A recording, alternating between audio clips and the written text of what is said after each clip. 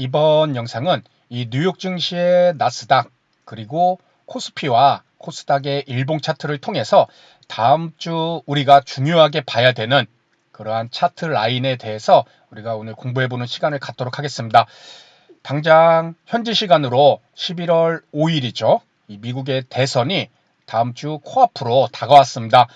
대선 결과에 따른 변동성이 또 뉴욕 증시에서 어떻게 일어날지, 그리고 그 뉴욕 증시의 변동성이 또 국내 증시에 어떤 영향을 미칠지 참 불안한 한 주가 될 것으로 보입니다.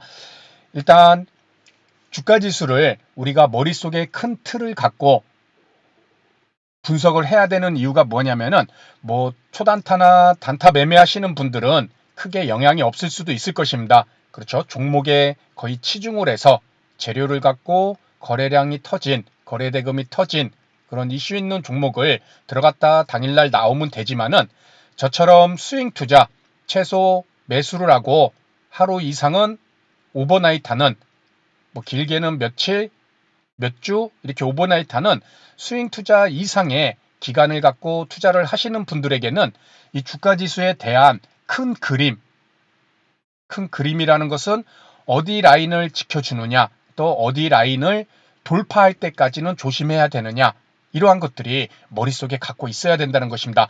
자, 그래서 나스닥 일봉 차트를 우리가 함께 보게 되면은 나스닥은 10월 30일 날, 그렇죠, 이번 주 수요일 날 역사적 신고가. 야, 대단하잖아요.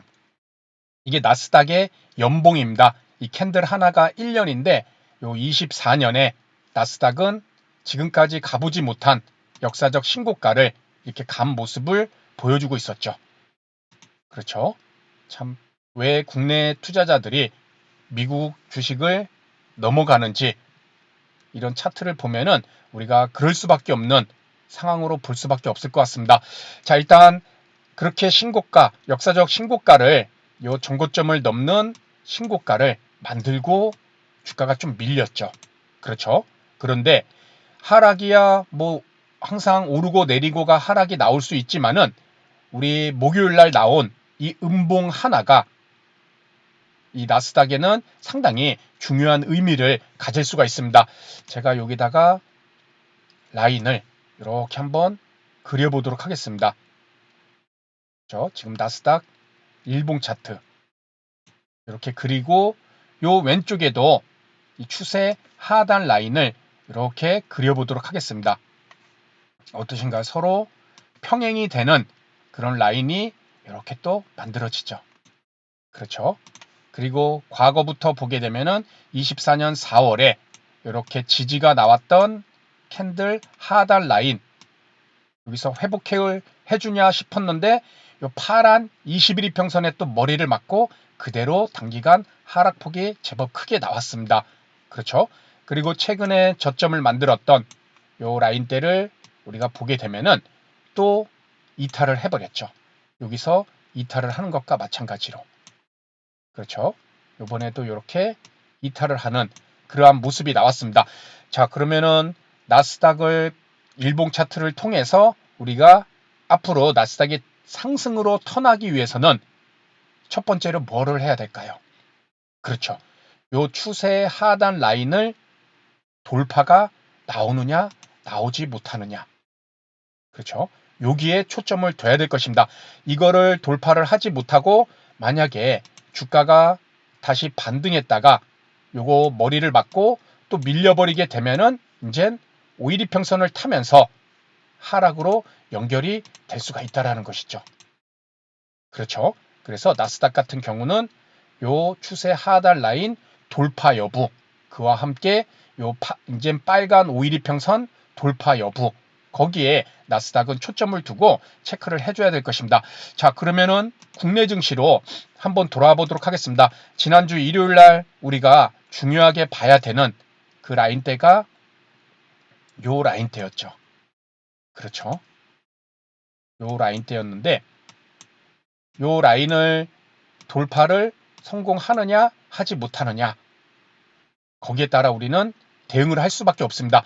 지금 저도 보유 종목이 이렇게 세 종목밖에 되지가 않는데 지난주 수요일 날 여기 캔들에서 무려 보유 종목의 6종목을 좀 정리를 하고 또 목요일 날에도 종목을 제법 정리를 하고 현재는 3종목 정도 이렇게 홀딩을 하고 있습니다. 그 얘기는 우리 스윙 투자 이상의 기간을 갖고 종목을 보유하는 투자자들은 이 주가 지수의 움직임과 함께 호흡을 같이 해줘야 된다는 것입니다. 아무리 종목이 좋은 종목이라도 그 종목이 물론 오를 수는 있죠. 지수가 하락해도. 하지만 그러한 종목을 우리가 찾아내고 매매해서 수익으로 연결한다는 것은 매우 확률적으로 낮을 수밖에 없다는 것입니다. 왜? 지수가 뒷받침되지 않으면은. 그렇기 때문에 시장 자체가 어떤 저항 라인을 돌파하지 못하고 밀렸을 때는 내 보유한 종목을 어떻게 위험 관리를 해줄 것인가. 우리가 할 수 있는 것은 크게 뭐 종목 수를 줄인다던가 그래서 현금 비중을 높이고 그렇죠. 그리고 매매를 하더라도 자금 자체를 지수가 좋을 때보다는 확실히 줄여줘서 종목당 매수 금액을 비중을 조절해주고 그렇죠. 그래서 지금 코스피 같은 경우도 지금 이 하단 라인을 요 돌파가 나올 때까지는 그렇죠. 요 라인을 강하게 돌파가 나올 때까지는 우리가 조금은 조심스럽게 계속 봐줄 필요가 있다는 것입니다. 이거 돌파 시도를 하려고 요 구간에서 많이 노력하잖아요. 그렇죠? 보게 되면 돌파 시도 계속 나오잖아요. 그런데 여기서 다시금 돌파하지 못하고 실망성 매물로 인해서 주가가 이번 주에 좀 단기간에 크게 밀려버렸죠. 그렇죠? 그래서 머릿속에는 항상 이 단순하지만 저항이 되고 있는 지지가 나왔던 라인이 이탈하고 나서 이렇게 머리를 맞고 다시 밀리는 우리 나스닥도 한번 볼까요? 지금 요 첫 이탈하고 다음 날이죠. 코스피처럼 첫 이탈하고 다음날 양봉 나왔다가 돌파에 성공하지 못하고 그대로 밀려버리면 나스닥도 일봉 차트상 돌파 시도하다가 그렇죠. 돌파 막 이렇게 또 시도가 나올 수도 있겠죠.